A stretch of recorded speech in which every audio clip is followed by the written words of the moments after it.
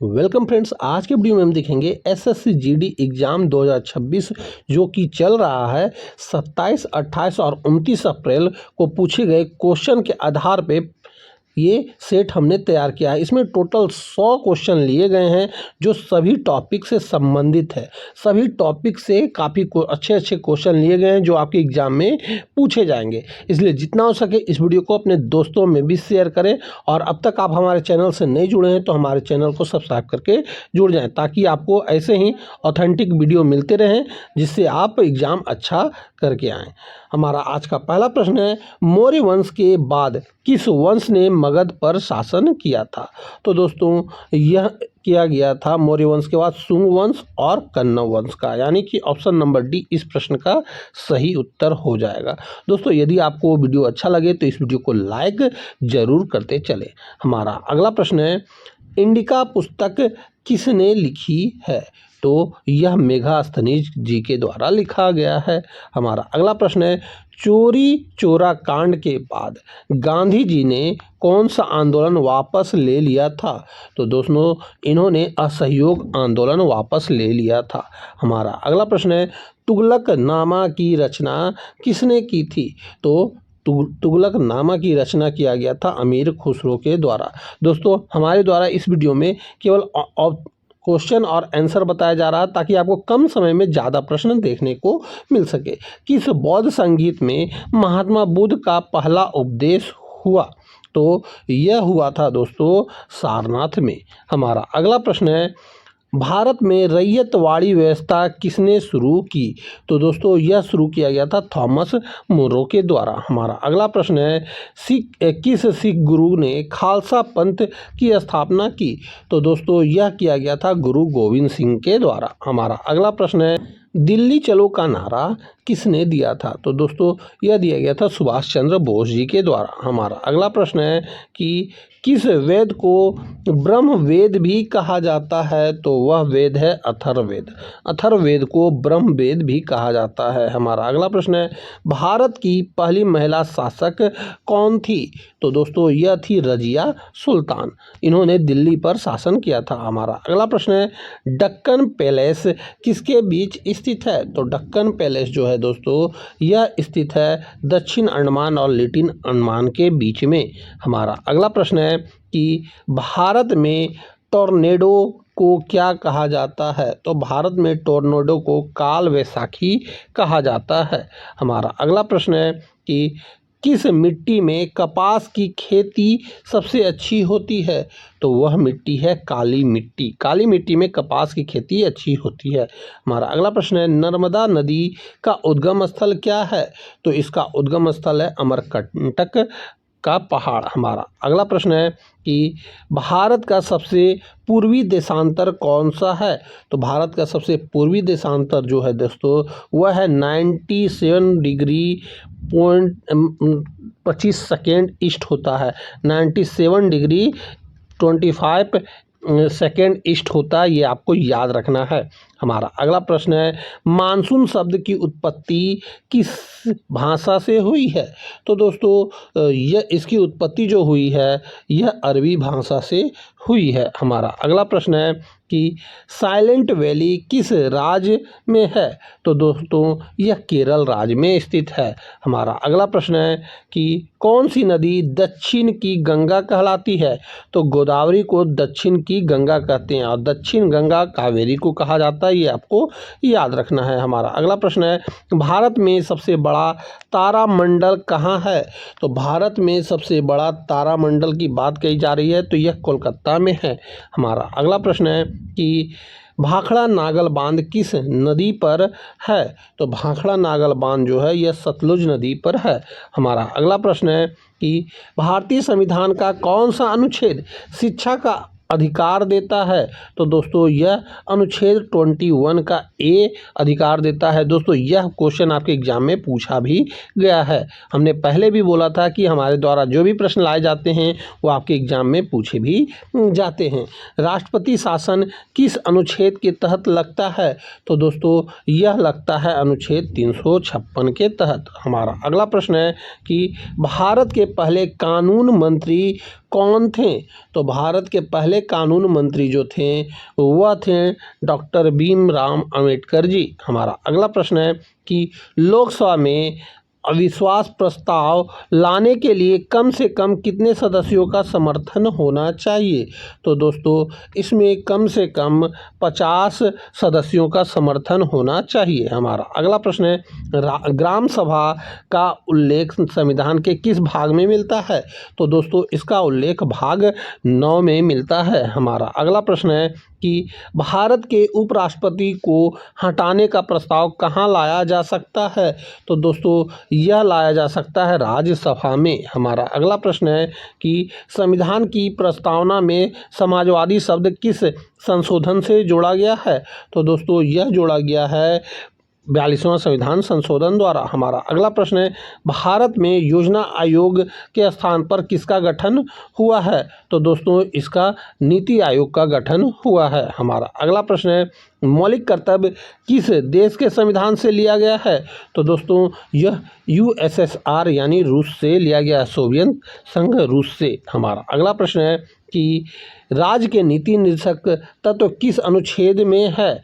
तो राज्य के नीति निर्देशक तत्व जो है यह अनुच्छेद 36 से 51 के बीच में है। हमारा अगला प्रश्न है कि नाबार्ड की स्थापना कब हुई? तो नाबार्ड की स्थापना 1982 में हुई थी। हमारा अगला प्रश्न है कि भारत में मुद्रास्फीति को कौन मापता है? तो भारत में मुद्रास्फीति को मापा जाता है CSO के द्वारा। हमारा अगला प्रश्न है कि GST कितने प्रकार के होते हैं? तो GST टोटल जो है दोस्तों यह 4 प्रकार के होते हैं। हमारा अगला प्रश्न है कि भारत का पहला विशेष आर्थिक क्षेत्र कहाँ बना है? तो भारत का पहला विशेष आर्थिक क्षेत्र बना है कांडला। हमारा अगला प्रश्न है कि पीली क्रांति का संबंध किससे है? तो पीली क्रांति का संबंध तिलहन उत्पादन से है। हमारा अगला प्रश्न है कि भारत में 1 रुपया का नोट कौन जारी करता है? तो दोस्तों यह वित्त मंत्रालय के द्वारा जारी किया जाता है, इस पर वित्त मंत्रालय का सिग्नेचर होता है। हमारा अगला प्रश्न है FDI का पूरा नाम क्या है? तो FDI का पूरा नाम है फॉरेन डायरेक्ट इन्वेस्टमेंट यानी ऑप्शन नंबर ए। हमारा अगला प्रश्न है कि भारत में गरीबी रेखा का निर्धारण कौन करता है? तो भारत में गरीबी रेखा का निर्धारण किया जाता है दोस्तों नीति आयोग के द्वारा। हमारा अगला प्रश्न है कि आर्थिक सर्वेक्षण कौन जारी करता है? तो आर्थिक सर्वेक्षण जारी किया जाता है दोस्तों वित्त मंत्रालय के द्वारा। हमारा अगला प्रश्न है कि सेबी का मुख्य कार्य क्या है? तो सेबी का मुख्य कार्य है शेयर बाजार नियंत्रित करना। हमारा अगला प्रश्न है कि प्रकाश संश्लेषण में कौन सी गैस निकलती है? तो प्रकाश संश्लेषण में ऑक्सीजन O2 गैस निकलती है। हमारा अगला प्रश्न है कि लाफिंग गैस किसे कहा जाता है? तो लाफिंग गैस N2O को कहा जाता है यानी कि नाइट्रस ऑक्साइड को। हमारा अगला प्रश्न है कि मानव शरीर में सबसे मजबूत मांसपेशी कौन सी है? तो मानव शरीर में सबसे मजबूत मांसपेशी जबड़े की होती है। हमारा अगला प्रश्न है कि क्यूरी किसकी इकाई है? तो क्यूरी जो इकाई है रेडियोधर्मिता की इकाई है। हमारा अगला प्रश्न है कि ब्लड ग्रुप की खोज किसने की थी? तो ब्लड ग्रुप की खोज किया गया था कार्ल लैंडस्टेनर के द्वारा। हमारा अगला प्रश्न है कि लेज़र का पूरा नाम क्या है? तो लेज़र का पूरा नाम जो है दोस्तों यह है light application by stimulated emission of radiation. हमारा अगला प्रश्न है कि मधुमेह किस हार्मोन की कमी से होता है? तो मधुमेह जो होता है दोस्तों यह इंसुलिन की कमी से होता है। हमारा अगला प्रश्न है पानी का रासायनिक सूत्र क्या होता है? तो इसका रासायनिक सूत्र होता है H2O यानी कि ऑप्शन नंबर बी। हमारा अगला प्रश्न है कि DNA का पूरा नाम क्या है? तो DNA का पूरा नाम होता है डीऑक्सी न्यूक्लिक एसिड। हमारा अगला प्रश्न है कि सबसे हल्की धातु कौन सी है? तो सबसे हल्की धातु जो है दोस्तों वह लिथियम है। हमारा अगला प्रश्न है बुकर पुरस्कार किस क्षेत्र में दिया जाता है? तो बुकर पुरस्कार दिया जाता है साहित्य के क्षेत्र में। हमारा अगला प्रश्न है कि भारत का पहला न्यूक्लियर न्यूक्लियर रिएक्टर कौन सा है? तो न्यूक्लियर रिएक्टर भारत का सबसे पहला जो है यह है अप्सरा हमारा। अगला प्रश्न है कि ओलंपिक का आदर्श वाक्य क्या है? तो ओलंपिक का आदर्श वाक्य होता है फास्टर, हायर और स्ट्रोंगर हमारा। अगला प्रश्न है कि अजंता की गुफाएं किस राज्य में है? तो अजंता की गुफाएं जो है दोस्तों यह महाराष्ट्र में है हमारा। अगला प्रश्न है कि भारत का राष्ट्रीय जलीय जीव कौन सा है?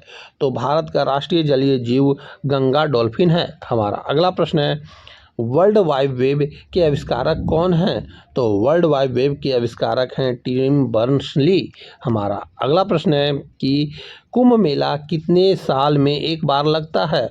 तो कुंभ मेला टोटल 12 साल में एक बार लगता है हमारा। अगला प्रश्न है भारत का सबसे बड़ा गुरुद्वारा कौन सा है?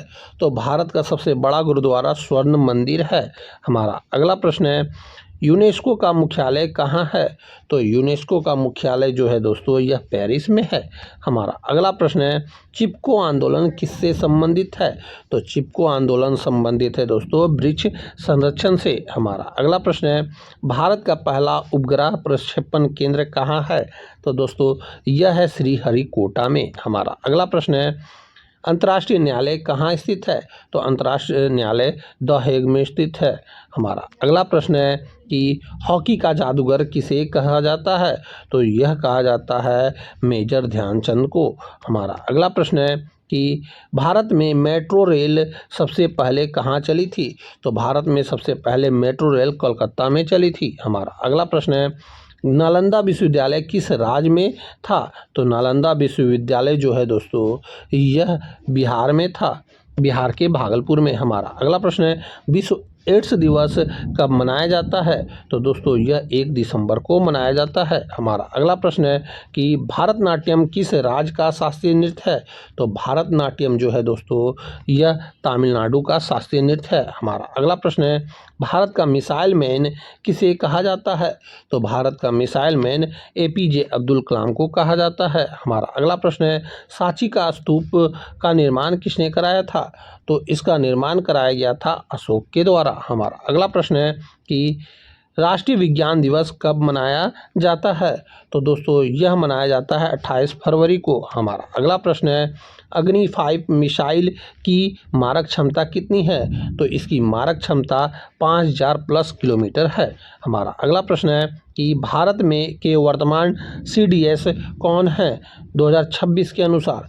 तो भारत के वर्तमान CDS जो हैं दोस्तों यह है जनरल अनिल चौहान जी हमारा। अगला प्रश्न है कि G20 2023 का शिखर सम्मेलन कहाँ हुआ था? तो दोस्तों इसका शिखर सम्मेलन हुआ था भारत में हमारा। अगला प्रश्न है कि चंद्रयान 3 की लैंडिंग साइट का नाम क्या रखा गया? तो दोस्तों इसका नाम रखा गया था शिव शक्ति पॉइंट हमारा। अगला प्रश्न है कि BSF की स्थापना कब हुई थी? तो BSF की स्थापना जो हुई थी 1965 में हुई थी हमारा। अगला प्रश्न है कि ऑपरेशन कावेरी किससे संबंधित है? तो ऑपरेशन कावेरी जो है संबंधित था सूडान से भारतीयों की निकासी के लिए हमारा। अगला प्रश्न है DRDO का पूरा नाम क्या है? तो DRDO का पूरा नाम है defence research and development organisation यानी ऑप्शन नंबर A हमारा। अगला प्रश्न है कि भारत का सबसे बड़ा सैन्य अभ्यास कौन सा है? तो भारत का सबसे बड़ा सैन्य अभ्यास युद्ध अभ्यास है हमारा। अगला प्रश्न है कि INS विक्रांत क्या है? तो INS विक्रांत जो है दोस्तों यह स्वदेशी विमानवाहक पोत है हमारा। अगला प्रश्न है कि CRPF का आदर्श वाक्य क्या है? तो इसका आदर्श वाक्य है सेवा असमक धर्म, ये आदर्श वाक्य है CRPF का हमारा। अगला प्रश्न है 1 GB कितने MB के बराबर होता है? तो यह 1024 MB के बराबर होता है हमारा। अगला प्रश्न है कि HTTP का पूरा नाम क्या है? तो HTTP का पूरा नाम जो है दोस्तों यह है हाइपर टेक्स्ट ट्रांसफ़र प्रोटोकॉल हमारा। अगला प्रश्न है कि कंप्यूटर में CPU का पूरा नाम क्या होता है? तो सीपीयू का पूरा नाम होता है सेंट्रल प्रोसेसिंग यूनिट। हमारा अगला प्रश्न है कि यूएसबी का पूरा नाम क्या है? तो यूएसबी का पूरा नाम है यूनिवर्सल सीरियल बस। हमारा अगला प्रश्न है कि लैन का पूरा नाम क्या है? लैन का पूरा नाम होता है दोस्तों लोकल एरिया नेटवर्क, यानी ऑप्शन नंबर बी। हमारा अगला प्रश्न है कि कोणार्क सूर्य मंदिर किस राजवंश ने बनाया था? तो दोस्तों इसे बनाया गया था पूर्वी गंग वंश के द्वारा। हमारा अगला प्रश्न है कि ओडिशा दिवस कब मनाया जाता है? तो दोस्तों ओडिशा दिवस मनाया जाता है 1 अप्रैल को। हमारा अगला प्रश्न है कि चिल्का झील किस प्रकार की झील है? तो चिल्का झील जो है दोस्तों यह लवणीय लैगून झील है। हमारा अगला प्रश्न है कि ओडिशा का राज्य पशु कौन सा है? तो इसका राज्य पशु जो है दोस्तों यह सांबर है। हमारा अगला प्रश्न है कि रथ यात्रा किस देवता से संबंधित है? तो दोस्तों यह संबंधित है जगन्नाथ से। हमारा अगला प्रश्न है सियाचिन ग्लेशियर कहाँ स्थित है? तो सियाचिन ग्लेशियर स्थित है लद्दाख में। हमारा अगला प्रश्न है कि केंद्रीय बजट कौन पेश करता है? तो केंद्रीय बजट पेश किया जाता है वित्त मंत्री के द्वारा। हमारा अगला प्रश्न है ओजोन परत किस मंडल में पाई जाती है? तो दोस्तों यह पाया जाता है समताप मंडल में। हमारा अगला प्रश्न है एनीमिया किसकी कमी से होता है? तो एनीमिया जो है यह आयरन की कमी से होता है। हमारा अगला प्रश्न है भारत छोड़ो आंदोलन किस वर्ष शुरू हुआ? तो दोस्तों यह शुरू हुआ था 1942 में। हमारा अगला प्रश्न है कि नीति आयोग के अध्यक्ष कौन होते हैं? तो नीति आयोग के अध्यक्ष प्रधानमंत्री जी होते हैं। हमारा अगला प्रश्न है डोलामाइट किसका अयस्क है? तो डोलामाइट जो है दोस्तों यह मैग्नीशियम का अयस्क है। हमारा अगला प्रश्न है कि भारतीय संविधान सभा के अस्थायी अध्यक्ष कौन थे? तो इसके अस्थायी अध्यक्ष जो थे वह थे डॉक्टर सच्चिदानंद सिन्हा जी। हमारा अगला प्रश्न है कि गोल गुंबद कहाँ स्थित है? तो गोल गुंबद बीजापुर में स्थित है। हमारा अगला प्रश्न है कि केगा परमाणु ऊर्जा संयंत्र किस राज्य में है? तो दोस्तों यह कर्नाटक में है। तो दोस्तों यहीं पे हमारा 100 क्वेश्चन पूरा होता है और सभी टॉपिक से हमने आपको क्वेश्चन करवाए हैं। इससे 5 क्वेश्चन तक आने की आपके एग्जाम में संभावना है दोस्तों, इसलिए जितना हो सके इस वीडियो को अपने दोस्तों में शेयर करें और साथ ही साथ हमारे इस वीडियो को लाइक भी करते चलें। तो दोस्तों यहीं पे हम इस वीडियो को समाप्त करते हैं। अब हम मिलेंगे आपसे अगली वीडियो में, तब तक के लिए जय हिंद, वंदे मातरम।